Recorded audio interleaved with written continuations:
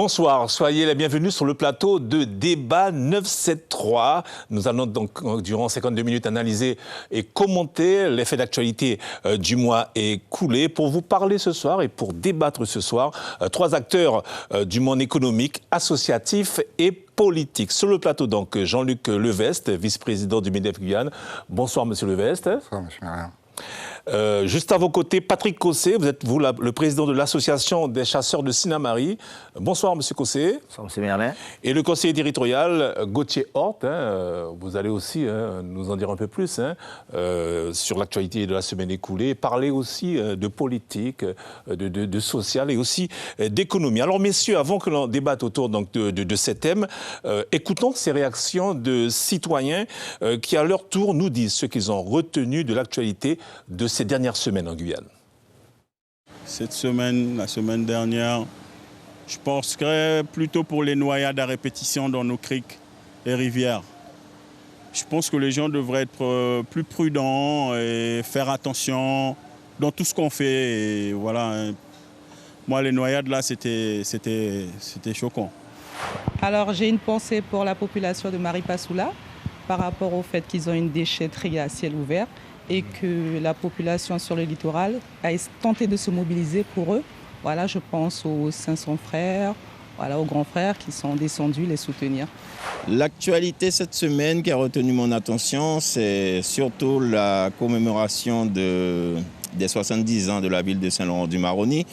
Alors j'ai apprécié particulièrement le petit mémorial qu'on a mis en place avec la fontaine, à côté de l'église, l'ancienne église de Saint-Laurent. Et surtout l'historique de tous ces maires qui ont marqué l'histoire de la commune. La violence faite aux femmes. Ça, c'est un problème qui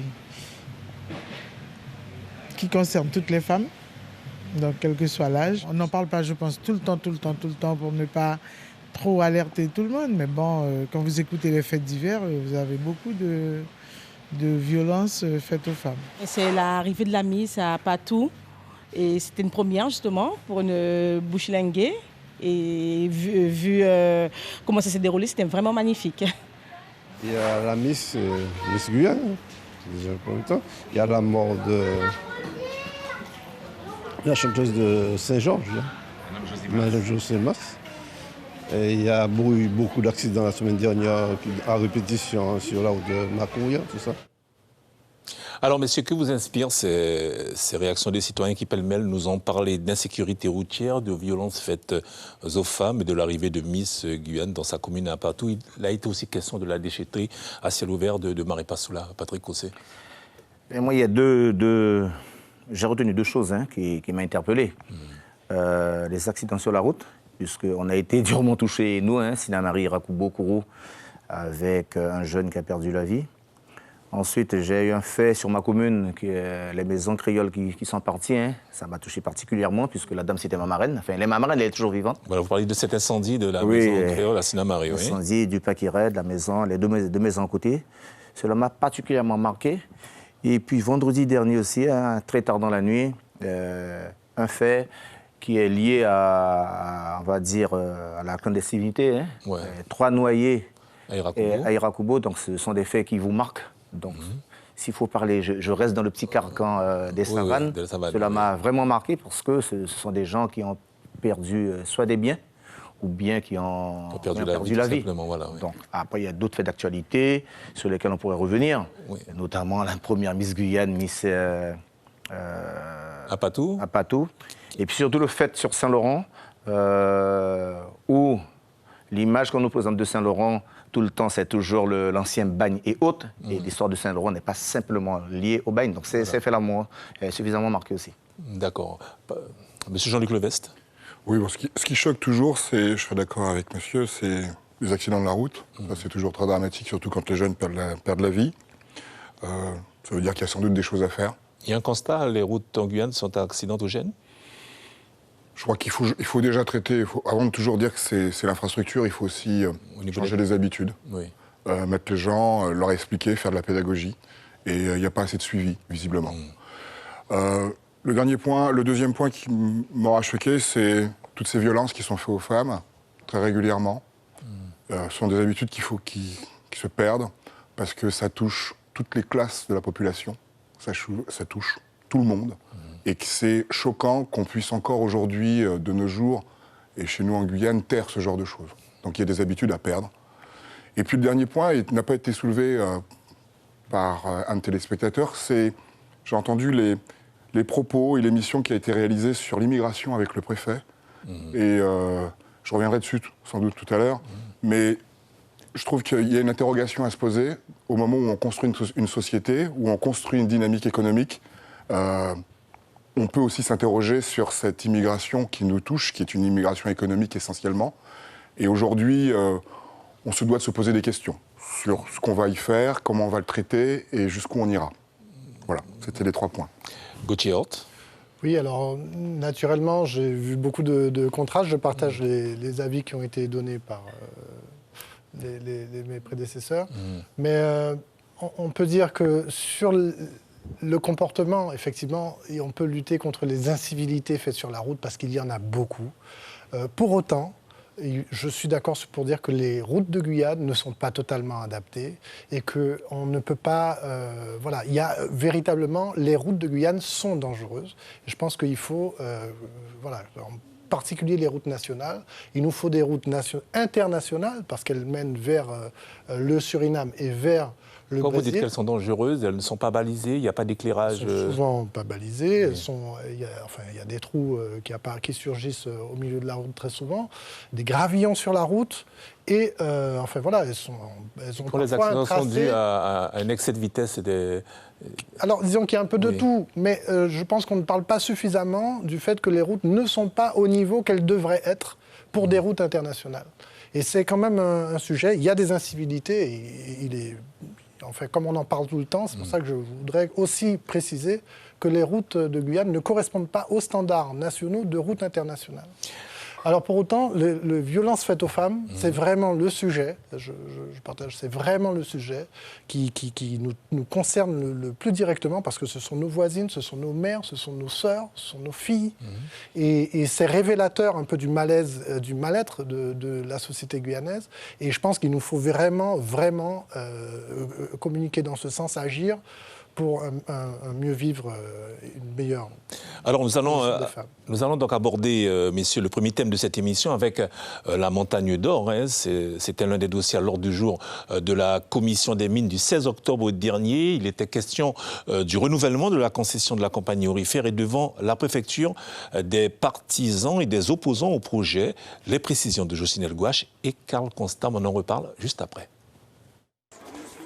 Devant la préfecture de Cayenne, la mobilisation du collectif hors de question. Il manifeste alors que la commission des mines se réunit pour donner son avis sur la demande de renouvellement de la concession de la société Montagne d'Or.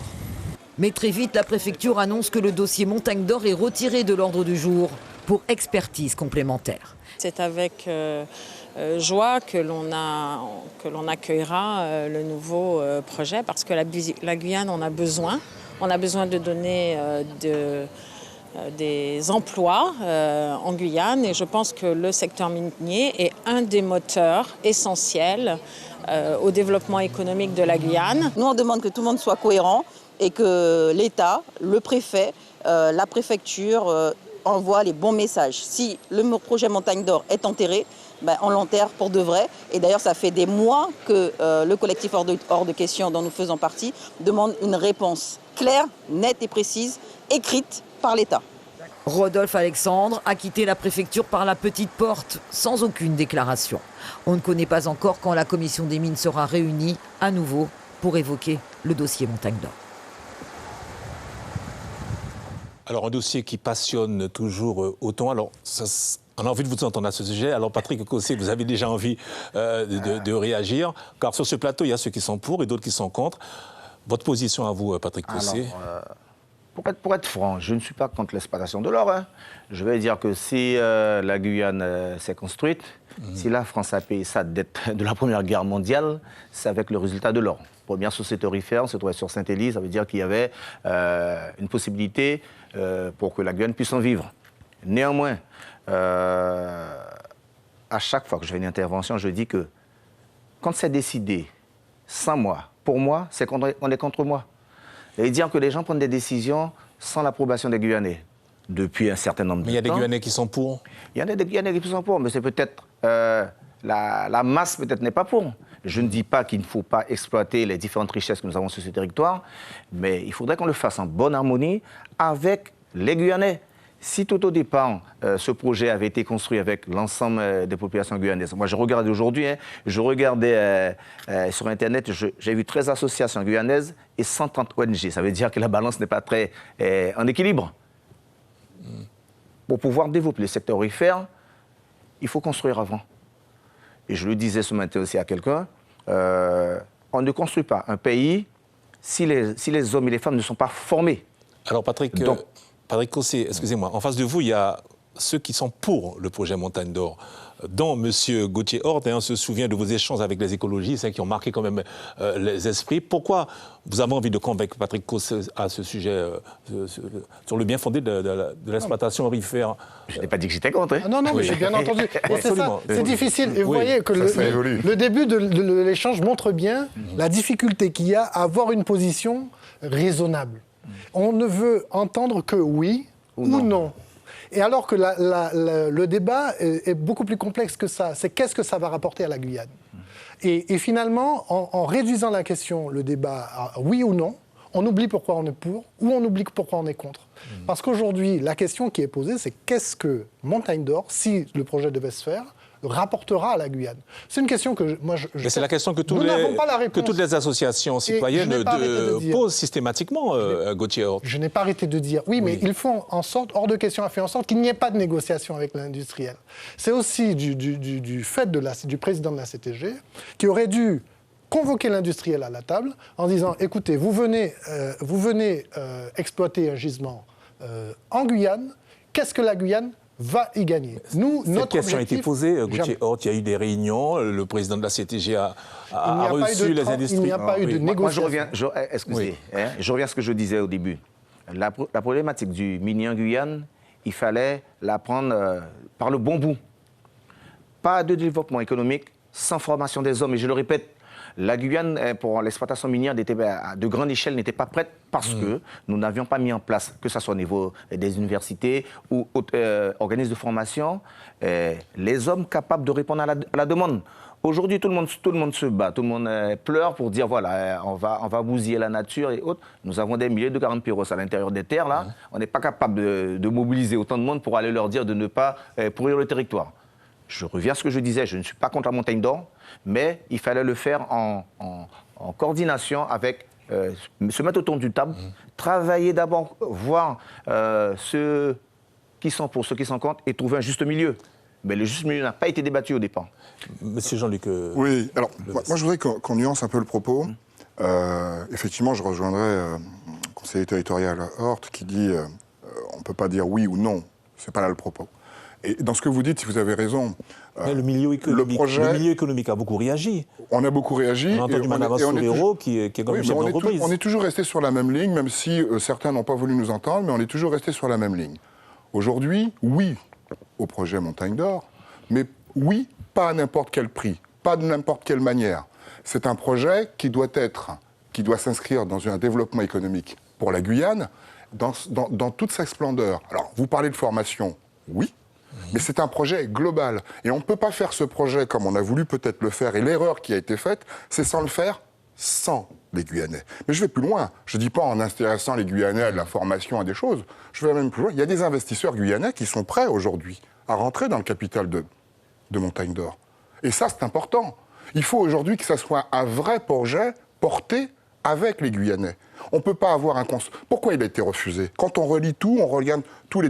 Bien sûr, il y a eu les opposants, mais il y a eu surtout le fait que c'était un projet porté par des sociétés étrangères, même pas européennes, qui venaient en Guyane exploiter de l'or d'une manière dont ils n'ont pas su véritablement communiquer comment ils voulaient le faire. Et le problème, il est autour de ça. On peut essayer de tourner autour du pot. Il y a eu une très mauvaise communication sur ce projet et qui a permis aux ONG aujourd'hui, de prendre le dessus et de se faire entendre beaucoup mieux que ceux qui étaient pour, et qui étaient pour une construction de l'économie guyanaise. Oui, Gauthier, vous vouliez répondre ? Oui, je pense effectivement que le préalable de la formation, moi je pense que c'est à ce niveau qu'il faut placer le débat. C'est-à-dire que, tout à fait, qui exploitera dans ces mines ? Quels sont les actionnaires ? Comment est-ce qu'on fait la Guyane profiter de l'exploitation de ses ressources ? C'est ça la question qui est posée. Moi, je voudrais, par exemple, ce sont des idées qu'on crée l'équivalent d'un fonds souverain et qu'un projet industriel, aujourd'hui c'est Montagne d'Or, mais demain ça pourrait être un autre, finance la santé et l'éducation en Guyane. C'est exactement ça le sujet. Aujourd'hui, comment est-ce qu'on finance ? Comment est-ce qu'on répond aux besoins de la collectivité guyanaise ? Je voudrais qu'on arrête de sortir d'une logique de quémander toujours des subsides et qu'on ait les moyens demain de notre autonomie. Voilà, donc vous êtes d'accord que ce projet, en l'état où il était, n'était pas viable et a été logiquement retoqué par le président de la République. Mais c'est pour ça que je pense qu'il faut lui laisser une chance. Il faut lui laisser une chance de présenter quelque chose d'autre. Moi, je veux dire, j'ai entendu dans votre reportage des gens qui disent non, il faut se positionner. Non, aujourd'hui, il y a une possibilité qu'ils nous présentent quelque chose d'autre. Laissez-les nous présenter quelque chose d'autre. Et c'est ça aussi, ouvrir le dialogue. Si on reste toujours dans l'opposition, dans le négatif, dans la négation, on ne peut pas y arriver. Oui, M. Merle, je vous dirais quelque chose. En 2015, ministre de l'économie, M. Macron était pour la Montagne d'Or, pour toute l'économie, on va dire, aurifère. Et il suffit d'avoir la pression de quelques écolos ou autres pour changer son fusil d'épaule. Donc je dis qu'il faut être sérieux. On a beaucoup de problèmes structurels au niveau du pays. On n'a pas encore résolu. On n'a pas de route. On n'a pas toutes les infrastructures dont aura besoin la Guyane pour pouvoir aller vers une exploitation de tout ce qu'on possède. Hein. Moi, je parle du minier, je ne parle pas simplement que de l'or. C'est tout ce que nous avons sur notre sous-sol. Donc, c'est pourquoi je reviens toujours, si les hommes, je cite toujours une citation de Nelson Mandela, si on veut développer un pays, donnons l'éducation à nos enfants. Donc pour le moment, nous n'avons pas suffisamment travaillé sur le volet éducatif pour permettre à nos enfants d'occuper les places. Il y en a qui sont hautement diplômés, mais ils sont à l'extérieur. Ils ne sont pas là. On va refermer cette parenthèse Montagne d'Or. Vous vouliez rajouter quelque chose, M. Hort ? Oui, effectivement, mais au-delà de ça, vous avez posé une question essentielle, c'est la question de la décision. Vous savez que je suis partisan de l'évolution statutaire. On en parlera tout à l'heure, c'est dans l'une des décider nous-mêmes. Oui. Et c'est ça la question fondamentale. Alors on poursuit avec la deuxième thématique donc, de ce débat 973, car depuis le début de l'année, des squats sont démantelés un peu partout en Guyane suite à des décisions de justice. Et à la fin de ce mois, un squat de la route des plages connaîtra le même sort, une décision que des habitants ont du mal à accepter. Ils l'ont fait savoir devant la mairie de Rémire-Montjoly le 24 octobre dernier. Le commentaire est signé Anthony Hilaire. Depuis 2016, les habitants du squat dit des Manguiers savent qu'ils vont être expulsés. Le terrain où ils se sont installés, parfois depuis plusieurs décennies, a été vendu en 2011 par l'ancien conseil général à une société immobilière. Après avoir obtenu un premier délai en 2018, une nouvelle décision de justice leur laisse jusqu'au 25 novembre prochain pour quitter les lieux. Plusieurs dizaines d'habitants des Manguiers se sont donc rendus ce matin à la mairie de Rémire-Montjoly afin de s'entretenir avec le maire Jean Ganty. Si ce dernier est conscient du drame humain, il rappelle qu'il ne peut s'opposer à une décision de justice. Certains habitants comptent se rendre en préfecture afin de s'entretenir avec les autorités et tenter de suspendre la procédure d'expulsion. C'est près de 400 familles qui cherchent une solution de relogement. Alors, le mois dernier, sur ce même plateau, nous débattions déjà sur ce phénomène des squats à la Matine et à la Cotonnière. Que peuvent et doivent faire les autorités face à ces situations qui perdurent et qui semblent sans fin, messieurs? Je peux répondre, je suis à l'aise sur ce point. Cela revient toujours à l'immigration clandestine, où des gens qui ont besoin de se loger ne trouvent pas en face d'eux des logements qui soient déjà disponibles. Entre la demande et l'offre, il n'y a pas photo. Il y a un domaine régalien de l'État qui est de réguler l'immigration clandestine. Quand la personne arrive, la personne n'a pas un toit où se mettre, effectivement, va aller là où il trouve de la place. Et cette même problématique va se retrouver. Vous voyez, l'effet d'actualité, on les retrouve à Saint-Laurent. Bientôt, on les aura à Kourou, on l'a déjà à Matoury, on l'a réuni à... Et ça va se répéter un petit peu partout sur le territoire dès lors qu'on n'aura pas trouvé la solution pour régler la problématique de l'immigration. Je comprends qu'il y a des drames humains, puisque d'autres pays qui ne sont pas très loin de chez nous ont des situations, on va dire, dramatiques. Mais si je fais un retour en arrière, je me dis, quand j'entends parler les gens dans les rues, ils me disent, mais nous-mêmes qui sommes dans le pays, nous n'arrivons pas à avoir un bout de terrain. Tout cela nous ramène au foncier. Nous n'arrivons pas à avoir un bout de terrain pour pouvoir construire une maison, pour se loger. D'autres personnes qui arrivent vont sur n'importe quel terrain, s'installent. Après, pour les retirer de ces terrains-là, on a tous les problèmes du monde. Donc, si on sait dans ce pays-là qu'il y a une demande qui est forte, je dis bien domaine régalien de l'État, qui met les sous pour construire les logements, qui les laisse rentrer, qui ne les laisse pas rentrer. Donc, il y a des problématiques. Effectivement, il y a cette attractivité sur ce territoire. Mais quand vous ne pouvez pas offrir un cadre de vie, on va dire, qui puisse recevoir ces gens qui sont en situation de détresse, les mêmes drames vont se répéter chaque année et dans chaque territoire. Alors, par découssi, on va entendre à ce sujet Jean-Luc Levest et Gauthier Horte. Moi, je serais très court. Tout dans le cadre de la loi et uniquement de la loi. Maintenant, il faut aussi prendre en compte l'humanitaire et que, comme vous avez dit tout à l'heure, ces gens sont rentrés, ils sont là aujourd'hui. Et il n'est pas question de les chasser de n'importe quelle manière. Néanmoins, il faut aussi, et j'ai entendu cette semaine parler de choix d'immigration. Aujourd'hui, d'arrêter de faire de l'immigration économique, de permettre à des gens de venir toucher des allocations, vivre de minima sociaux et finalement exporter leur pauvreté chez nous. Parce qu'aujourd'hui, on n'a pas de quoi aujourd'hui leur donner un toit, leur donner quelquefois du boulot parce qu'ils n'ont pas forcément les qualifications qu'on attend et que ce n'est pas forcément les gens qu'on aurait choisis pour faire venir chez nous. Alors, une société telle que la nôtre, économique comme telle que la nôtre, ne peut pas aujourd'hui se bâtir sans immigration. Ce n'est pas vrai. Il ne faut pas dire aux gens « faut chasser tous les étrangers, il y aura plus de boulot pour nous ». Est-ce que vous ressentez dans la population une exaspération quand on voit un peu les personnes dans les squats, il y a les expulsions, et on sent dans la population quand même, il y a une exaspération, oui. Et les propos qui reviennent à chaque fois, c'est que la Guyane ne peut pas supporter toute la misère du monde. Il y a des gens qui se cachent parce qu'ils sont élus ou bien parce qu'ils occupent une place dans la société. Et il y a une problématique dans ce pays-là. Dans le cas actuel, on n'a pas un tissu économique suffisamment important où l'offre, on va dire en matière de travail, elle est importante, où on peut absorber tout ce flux migratoire qui arrive. La Guyane a toujours été une terre d'accueil. Hein. Nous sommes peut-être tous ici issus d'un petit peu de l'immigration, mais je dis qu'à l'heure actuelle, là, compte tenu de la situation économique de la Guyane, il faut fermer les vannes. Faisons avec ceux qui sont là, trouvons des solutions, proposer des logements, proposer du travail, en mettant en place, en sachant activer les leviers pour permettre à ces gens-là de se sentir à l'aise.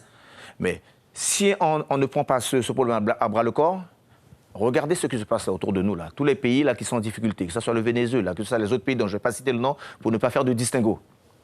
Ce flux migratoire, là, on le voit, l'actualité l'a bien montré. Hein. Moi, quand je vais aux Amandiers, que je vois des personnes que je ne voyais pas en Guyane qui sont en situation de détresse, eh bien, tout le monde est humain. Mais on n'a pas encore suffisamment de moyens pour accueillir ce flux migratoire trop important. Gauthier Horte. Voilà, les gens qui ont été expulsés, enfin qui sont en cours d'être expulsés, ce sont des gens qui sont déjà présents sur le territoire. Et la question, c'est le droit au logement. Ouais. D'accord. Le droit au logement, forcément, est lié au foncier. Et impérativement, il faut la rétrocession totale du foncier de la Guyane aux collectivités, je dis aux collectivités de Guyane, ou plutôt à la collectivité des Guyanais, pour qu'on puisse aménager notre territoire. Aujourd'hui, on voit bien que la gestion du foncier par l'État n'est pas satisfaisante. Elle crée un sentiment de frustration, d'injustice. On n'a pas accès au foncier. Il faut libérer le foncier et favoriser l'autoconstruction. En tant que conseiller territorial, est-ce que vous intervenez en ce sens? Est-ce que vous sollicitez le président Rodolphe Alexandre? Naturellement, c'est-à-dire que lorsque nous avons des plénières, c'est la position que je défends. Vous avez dû entendre lors du congrès et autres que la position sur le foncier, notre position sur le foncier est invariable. On arrive à nous faire croire en Guyane qu'il n'y a pas de terre, qu'il n'y a pas d'endroit où construire.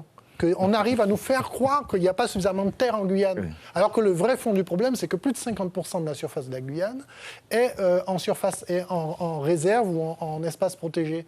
95,6% de la surface de la Guyane appartient à l'État en propriété privée, qui s'octroie le droit de ne pas payer d'impôts. Donc pour vous, le problème est purement politique ? Le problème est purement politique. Il faut rétrocéder le foncier aux Guyanais. Il faut libérer le foncier pour que les Guyanais puissent avoir un bout de terrain et puissent autoconstruire. C'est ce qu'il faut. Et vous partagez cela, Jean-Luc Levesque ? Alors, je modérerai le propos parce que la charge politique ici, c'est une charge importante. C'est-à-dire quand vous êtes un homme politique, parce que vous êtes l'aspect politique, c'est vous qui devez prendre les choix et les décisions. Moi je trouve que, je veux dire quelque chose qui va choquer, mais je trouve que le monde politique est en échec en Guyane. Alors vous vous adressez à un conseiller territorial et à un conseiller municipal. Hein ? Mais je leur dis très clairement qu'aujourd'hui, ils se sont fait dépasser par ce qui se passe dans la société guyanaise, ce qui se passe dans notre société de manière générale, et qu'ils sont plus aujourd'hui, ils sont en panne de projets et d'idées. L'immigration, c'est pas hier que ça a commencé en Guyane. C'est pas d'hier qu'on trouve des... Non. Je tiens à rappeler, c'est un domaine régalien de l'État. Oui. Donc même si conseiller territorial, conseiller, on va dire, communautaire et communal, quand je fais appel, excusez de vous avoir interrompu, je vous en prie. Quand je fais appel aux forces de l'ordre, je vous donne un exemple. J'avais des centaines de Garimperos sur mon territoire Saint-Élie-Sinamari.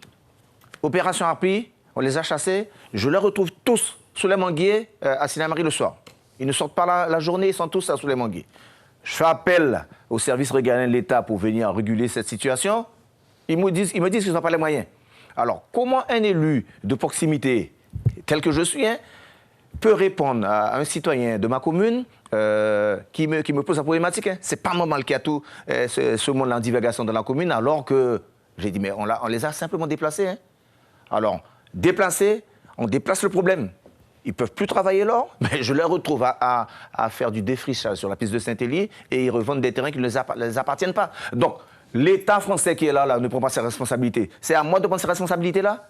Donnez-moi les moyens, mettez en place les lois pays, mettez une évolution statutaire et on comprendra, on aura les leviers pour pouvoir dire voilà comment est-ce qu'on veut diriger ce pays-là.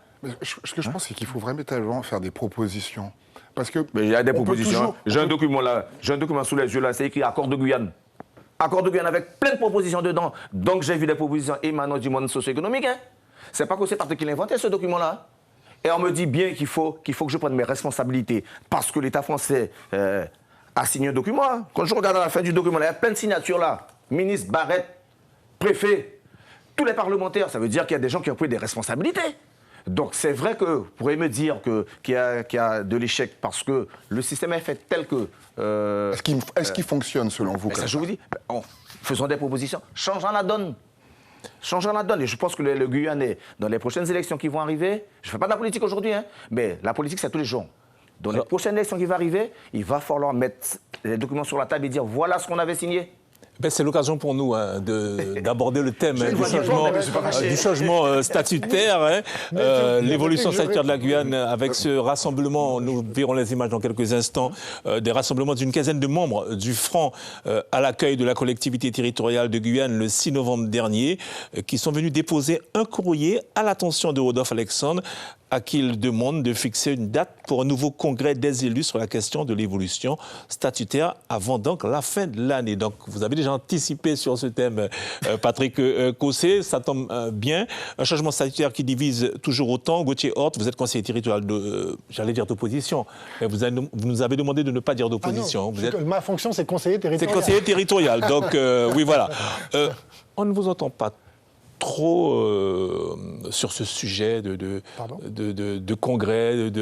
On entend surtout les associations, le Front, les collectifs citoyens, mais, au sein de la collectivité... Il faut que ce soit dit clairement. Je suis membre du Front, je suis solidaire et je salue vraiment tous ceux qui se mobilisent au quotidien, toutes ces associations et ces personnes qui se mobilisent au quotidien pour dans cette action, qu'il soit dit clairement.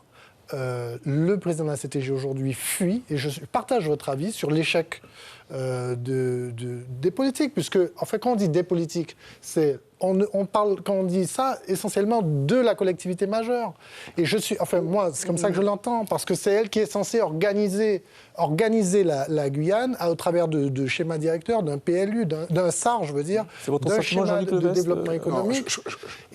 Donc, si vous permettez, je termine simplement. Et on a des sujets qui s'imposent à nous, comme vous l'avez dit, l'immigration, comme l'emploi ou le non-emploi, comme l'habitat. Ce sont des sujets sur lesquels la collectivité majeure devrait s'imposer et imposer une vision. Et elle ne le fait pas parce que, finalement, on voit bien que le Front est mobilisé pour une évolution statutaire. Vous avez dit qu'il n'y a pas de projet. Il y en a un. C'est le projet d'évolution statutaire qui a été mûri par le Front pour l'évolution statutaire, travaillé en commission ad hoc, d'accord, présidé par la majorité de la CTG, et finalement le président fuit le débat statutaire. Alors, est-ce que le développement économique de la Guyane passe par systématiquement ce changement statutaire? Donc, c'est une question que je vous pose à vous, Patrick Cossé, et à vous, Jean-Luc Lewes. Alors, le développement... moi, je ne suis pas un politique, donc je donnerai pas d'avis sur l'évolution. Mais vous les rencontrez de temps en temps. Je rencontre, mais je dirais qu'aujourd'hui, je crois qu'il faut plus... J'ai plutôt aimé le terme c'est le projet Guyane. Je pense qu'aujourd'hui, vous avez parlé d'opposition et tout, mais je pense honnêtement... Le projet Guyane, c'est ce que propose le Front. Oui, parce que chacun récupère le terme. Mais la commission ad hoc. La commission ad hoc. Attention. Alors, quelle que soit la personne qui la propose. Aujourd'hui, nous sommes tous sur cette terre de Guyane, nous sommes tous des Guyanais. Et s'il y a un truc qui nous rassemble tous sur ce plateau, c'est la Guyane. Et qu'aujourd'hui, on ne pourra pas développer économiquement ou autre la Guyane si on n'arrive pas à travailler tous ensemble à un certain moment. Et c'est pas utopique de le dire, c'est pas irréaliste de le dire. Parce que moi, quand je regarde le livre politique et je regarde l'histoire politique de la Guyane, je vois des gens qui passent de la main gauche à la main droite, qui passent un petit coup au centre, qui font autre chose. Jean-Luc Lewes, vous ne répondez pas à ma question. Oui. Est-ce que le développement économique passe par un changement de statut ? Selon vous, vous êtes un acteur économique. Je dirais, j'ai pas un frein au quotidien sur le statut actuel. Je dirais qu'il peut y avoir des évolutions. J'ai toujours dit qu'on ne peut pas administrer la Guyane comme on administre l'Auvergne. Ça, je pense que personne ne peut me dire le contraire. Et on est bien d'accord là-dessus. Mais aujourd'hui, je pense que j'ai entendu même des représentants de l'État dire que tout ce qui doit être fait pour la Guyane doit prendre vraiment en compte la spécificité de la Guyane. Et ça, on est tous d'accord. Il y a une spécificité, il y a des choses qui sont en place. Aujourd'hui, on peut les respecter. Donc, dire qu'il faut une évolution... je laisse à ces messieurs politiques d'y réfléchir, mais très honnêtement, je pense que avant même de parler d'évolution, de travailler ensemble et de pouvoir construire des projets ensemble, c'est sans doute beaucoup plus important. Patrick Cossé. Moi, je pense, évolution voudrait dire que donner plus de pouvoir à l'institution que nous avons en Guyane. Quand je parle d'évolution statutaire, c'est mettre en place les lois pays qui nous donnent plus de pouvoir, récupérer notre foncier qui va nous donner plus de pouvoir pour pouvoir faire du développement et prendre des décisions sans attendre que celui qui a 8000 km me dise comment je dois m'habiller, manger, boire, marcher ou dormir. Parce que je rappelle à tous ceux qui veulent l'entendre, il y en a qui vont peut-être être fâchés. La Guyane était un pays qui était investi, qu'on le veuille ou non. Ce pays-là a été investi. À un moment donné, quand on est arrivé en Guyane, je ne vais pas refaire l'histoire, mais le pays était occupé. Donc si on ne veut pas écouter le Guyanais, là, le premier qui était là, les peuples autochtones, on ne veut jamais les écouter. Vous demandez quoi? Une souveraineté, une autonomie pour la Guyane, en clair? Il faut une sorte d'autonomie. Tôt ou tard, on va y arriver quand on voit la situation catastrophique de la France. Et là, on est en train de tourner en rond. Ils vous disent qu'ils n'ont pas d'argent. La dette, la dette de la France, elle est démentielle. Cela voudrait dire qu'à un moment donné, il va falloir que nous, Guyanais, nous prenions nos responsabilités et dire voilà comment est-ce que nous voulons développer notre pays. Développer le pays, tant qu'on n'aura pas la problématique du foncier, on n'aura pas sa maîtrise et qu'on n'aura pas des lois qui nous permettent de la maîtriser, on va tourner en rond. Moi, tous les 15 jours, je suis en réunion avec les services déconcentrés de l'État. Ces gens-là, vous travaillez avec eux, à la fin, vous parliez du poulet, vous accouchez d'un canard. Je vous dis sincèrement, vous parlez du poulet, mais à la fin de la réunion, sur le canton du, c'est un canard qui sort. Ça veut dire qu'ils ne sont pas sérieux.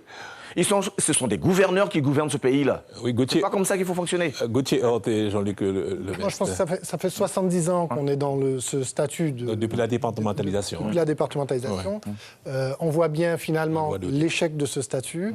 Si la Guyane pouvait être développée dans ce statut, je pense que ça se serait déjà fait. Aujourd'hui, il faut donner à la Guyane les moyens, c'est ça en fait, les moyens législatifs de répondre à ces difficultés, de répondre aux enjeux qui se posent à la Guyane. Tous les secteurs que nous avons balayés aujourd'hui, finalement, la plupart d'entre eux, ce ne sont pas les élus guyanais qui ont la main là-dessus.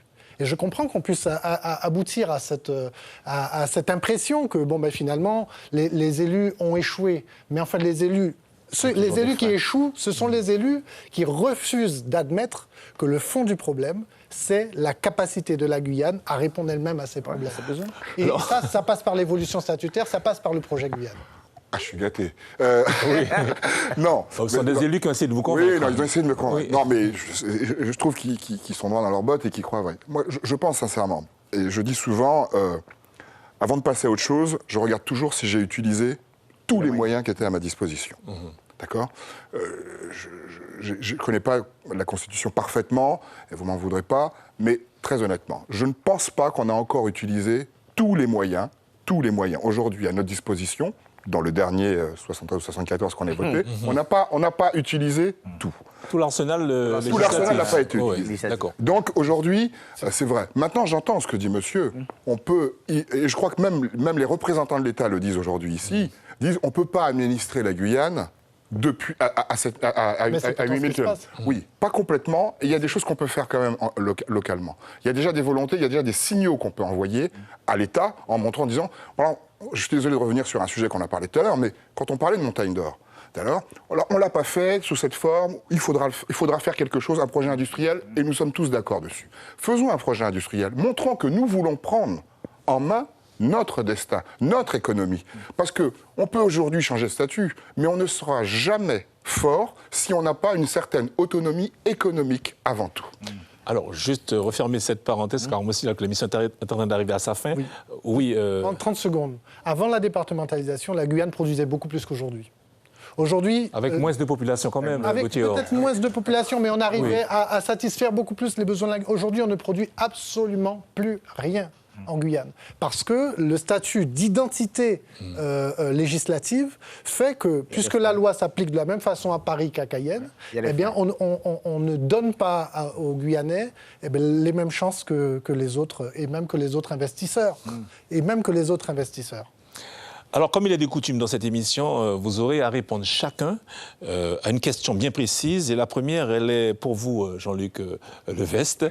C'est Adrien Aubin, un ex-président du MEDEF, qui vous la pose. Depuis le 1er janvier 2019, les entreprises collectent au titre de l'État l'impôt. Ma question est la suivante. Le MEDEF Guyane va-t-il ou a-t-il mis en place des moyens pour pouvoir mesurer l'impact de cette collecte sur la comptabilité des entreprises et plus particulièrement sur leur trésorerie? Alors allez-y. Je veux saluer Adrien Aubin, qui est un de nos anciens présidents.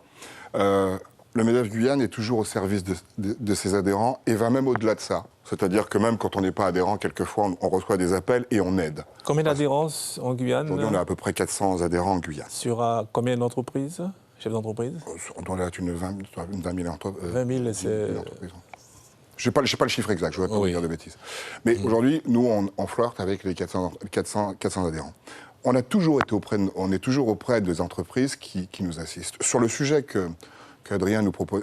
Sur l'impact de la collecte, sur la trésorerie des entreprises. Oui. Alors, bien avant le départ de cette collecte, on n'a pas attendu le 1er janvier, on a organisé des réunions, avec les services fiscaux, on a fait des communications, on a fait des débats entre chefs d'entreprise, où on a réuni un certain nombre de chefs d'entreprise qui se posaient des questions, où on a invité un représentant de la trésorerie qui est venu aujourd'hui nous expliquer, Et puis aussi, on a aussi parlé de l'avenir de cette mesure. Parce que les effets que ça aura dans certaines années, vous aurez des gens qui viendront et qui négocieront des salaires nets. Et il faudra en faire face. Et il faudra faire le calcul rapidement. Donc, Ça, je dirais aujourd'hui, c'était peut-être une modernisation qui est arrivée en France, mais j'ai envie de vous dire qui était déjà présente dans tellement de pays autour de nous et qui existe déjà depuis très longtemps et qui ne pose pas de problème. Alors effectivement... Est-ce que vous avez des chiffres, là, l'impact Mais ça impacte... Oui. Alors c'est un faux problème de dire que ça impacte. Ça impacte quoi? Votre trésorerie. Oui. Ça impacte la trésorerie que vous devez sortir tous les mois. Effectivement, vous devez le sortir. Mais il y a des entreprises qui n'étaient... Ce que vous n'avez pas donné aux salariés, mais Jean-Luc, vous allez le donner au fisc. Il y a des entreprises qui n'étaient pas préparées pour ça. Je veux dire, il y avait les entreprises qui étaient... Alors, je ne voudrais pas tirer sur une ambulance, mais je veux dire, nous le savions tous que ça allait arriver. On en parlait. C'est une mesure qui a été à maintes et maintes fois repoussée par plusieurs présidents de la République et qui ensuite a fini par être mise en place. On n'était même pas sûr, et quelques mois avant, on pensait peut-être même faire un rétropédalage. Je crois qu'aujourd'hui, ce dispositif est mis en place, fonctionne, pose un problème. Quand on me dit oui, mais ça nous pose un problème de trésorerie, je dis non. Parce que ce que vous ne donniez pas, ce que vous donniez aux salariés, c'est une partie de ce que vous donnez aux salariés que vous le redonnez au fisc. Alors, voilà, alors je veux bien, mais on ne fait pas de la trésorerie avec les salaires à la fin du mois. Hein, vous les payez. Donc, si vous voulez, oui, c'était un dispositif difficile, qui n'était pas non plus facile. Je pense surtout pour les petites entreprises qui sont adhérentes chez nous, ce n'était pas facile. Mais chaque fois qu'une entreprise, adhérente ou non, a pris contact avec nos services, nous avons toujours été à leur côté pour les aider dessus. Alors, Adrien Aubin, donc à votre réponse, ainsi que les téléspectateurs, on s'adresse à vous, Gauthier Horth. C'est Fabien Covis, l'ex-président de l'UMP Guyane, qui attend une réponse précise de votre part. Bonsoir, Gauthier Horth. Fabien Covis, j'ai une question à vous poser. Dans votre stratégie de conquête du pouvoir, est-ce que votre salut passe exclusivement par le Parti socialiste guyanais pour comprendre le fonctionnement d'une machine de guerre, d'une part, et d'autre part, vous avez rejoint ce parti sans doute avec vos motivations et objectifs pour être sans doute le numéro 1 en 2021. D'autres ont tourné le dos à ce parti. Dites-moi les choses clairement, les Guyanais et moi-même, je me pose des questions. Vous pouvez me répondre? Merci. C'est à vous, Gauthier Horth. Alors, nous ne sommes pas dans une logique de... J'ai entendu des mots lourds. Conquête de pouvoir, objectif... Donc, en clair, vous avez adhéré au Parti socialiste guyanais... le choix d'adhérer dans l'optique de 2021 et un parti politique, à l'élection de la CTG. C'est surtout de dire qu'on fait une équipe. Et vous l'avez dit, c'est travailler ensemble. J'ai compris... Au bout d'un moment, ça fait 3 ans que je suis conseiller territorial dans le groupe minoritaire, parce qu'on n'est pas toujours dans l'opposition, on est souvent dans la proposition. Je vois bien que finalement, il faut être accompagné, il faut qu'on fasse construire un projet. Mais pourquoi le Parti socialiste guyanais? Il y avait Walwari, il y a Guyane Rassemblement, il y a le MDES. Non, mais bon, je vous donne des exemples de partis. Non, mais effectivement, je m'entends bien avec tous les partis de gauche de Guyane. Mais pourquoi le PSG plus particulièrement? Mais parce que la dynamique de refondation du PSG m'a séduit. Autour de Naël Lama, avec Naël Lama, avec qui j'ai changé déjà depuis très longtemps. Donc le PSG m'a semblé être dans une dynamique véritablement de véritable refondation qui donne la chance à la nouvelle génération, parce qu'en fait c'est de ça qu'il s'agit. Il ne s'agit pas d'une personne, il s'agit de construire un projet de la Guyane de demain. Et j'ai trouvé dans le projet de refondation du Parti socialiste guyanais cette possibilité. Et donc je suis très content d'avoir... Et la stratégie de conquête de la CTG en 2021? Un parti politique participe aux élections, c'est ça. D'accord. Donc vous serez dans le combat de 2021? Tout le monde sait que Gauthier Horth, c'est clair, je me suis positionné depuis très longtemps sur le fait qu'on ne peut pas laisser la CTG gérée de cette façon-là. Le président de la CTG doit être le représentant des Guyanais et non pas le représentant du gouvernement. Donc il faut changer ça. Je me propose humblement à ça, mais après c'est le parti qui décidera naturellement. Tout dépendra du projet que nous aurons réussi à créer d'ici là. Et un projet fédérateur. Sinon, avant 2021 et avant la CTG, il y aura les municipales. Est-ce que vous êtes candidat à cette élection? Je ne conduirai pas de liste aux municipales. J'accompagnerai beaucoup les candidats qui iront du PSG et les alliés. Vous n'allez pas rester inactif? Non, je ne serai pas inactif. Je prendrai part aux municipales, c'est sûr. Je ne serai pas tête de liste. Je serai peut-être sur une liste à Cayenne, certainement sur une liste à Cayenne. Contre Marie-Laure Phinera-Horth? Non, aujourd'hui, vous savez, je suis dans un parti, c'est le parti qui décidera de là où on va. Vous savez que le Parti socialiste guyanais est en discussion avec la majorité sortante. Le Parti socialiste fait partie de la majorité de Cayenne sortante. Il y a des liens très forts avec le parti de Marie-Laure Phinera-Horth. Oui, il y a des liens et nous sommes en train de discuter. Oui. Donc il se peut... que vous soyez sur la liste de Marie-Laure. J'irai là où on l'aura décidé collectivement, parce qu'il est question justement de ça, de supprimer les égos de la politique le plus possible pour faire émerger le collectif. C'est ça le projet qui m'a plu dans le PSG. Alors, Patrick Cossé, un chasseur parle à un chasseur. C'est Philippe Lusné, le fondateur de l'association Tchod-en-Bois, qui vous questionne. Bonsoir Patrick Cossé. Je voulais te poser une question. Ce permis avait été conçu pour protéger la chasse en Guyane, pour empêcher les gens qui viennent de l'extérieur de faire n'importe quoi et qu'à chaque fois on montrait du doigt les chasseurs de Guyane. Donc c'est pour cette raison qu'on s'était battu pour ce permis. Malheureusement, il y a eu beaucoup de maladresse de part et d'autre. Et voilà où nous sommes arrivés. Donc ne penses-tu pas que maintenant, vu que le permis est mis en place par le gouvernement, qu'on doit se resserrer les coudes et travailler pour mettre ce qu'il faut dans ce permis? Alors, on rappelle que vous êtes le président de l'association des chasseurs de Sinamarique, que vous faites aussi partie de la fédération... C'est pas une fédération. Alors, il s'agit de l'association territoriale des chasseurs de Guyane. Avec 17 présidents. Avec 17 présidents. D'accord. C'est une présidence collégiale. Voilà.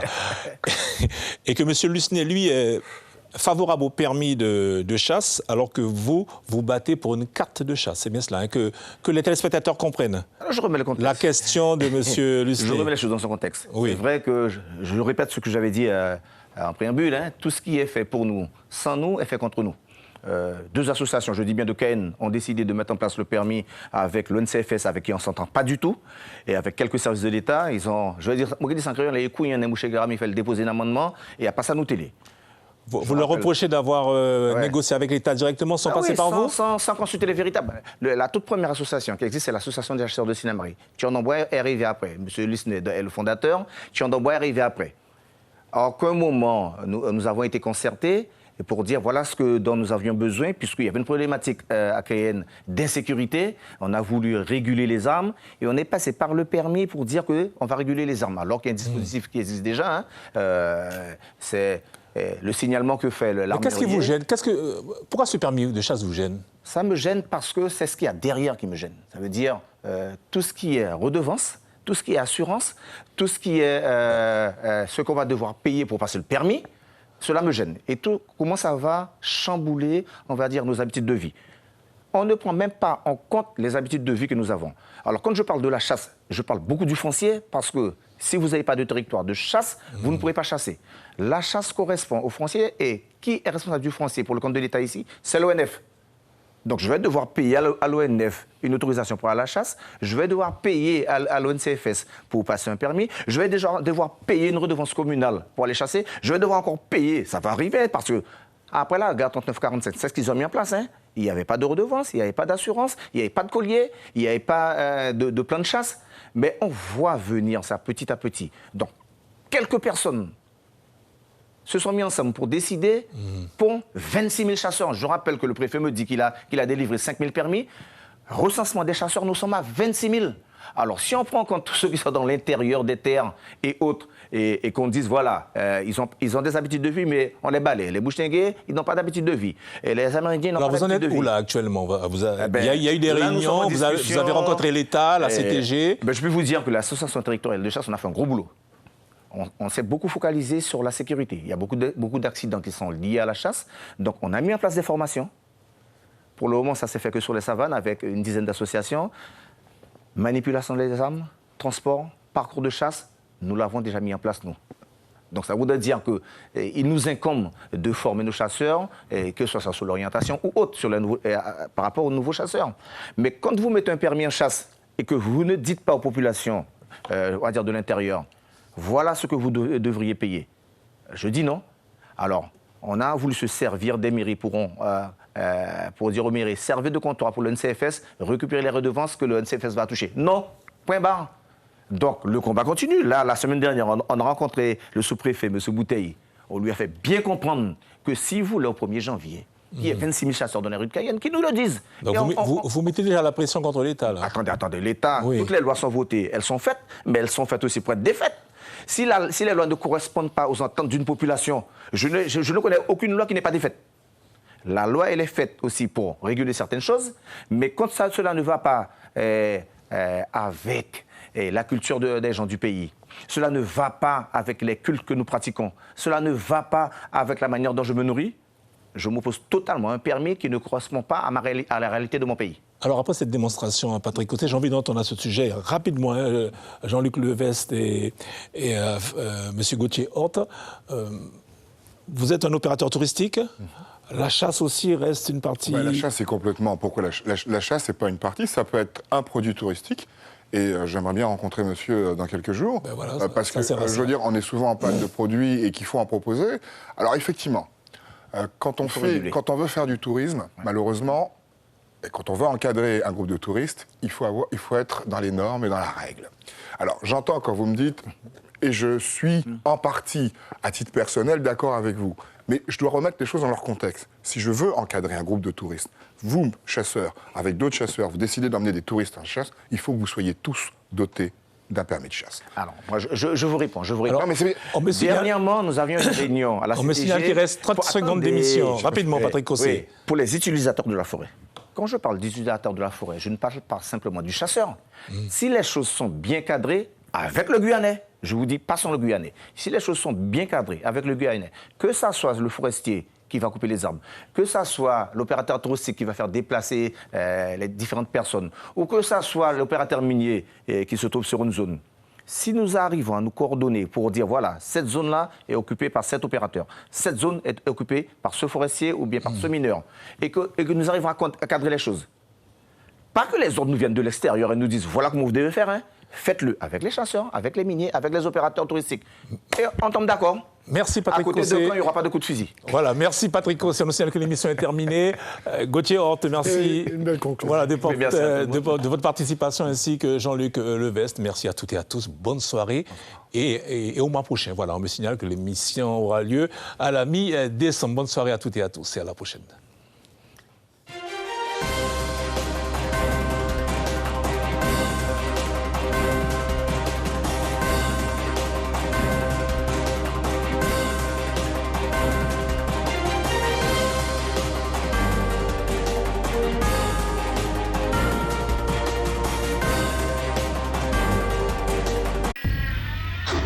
Suivez l'info sur Guyana Première, télé, radio et Internet.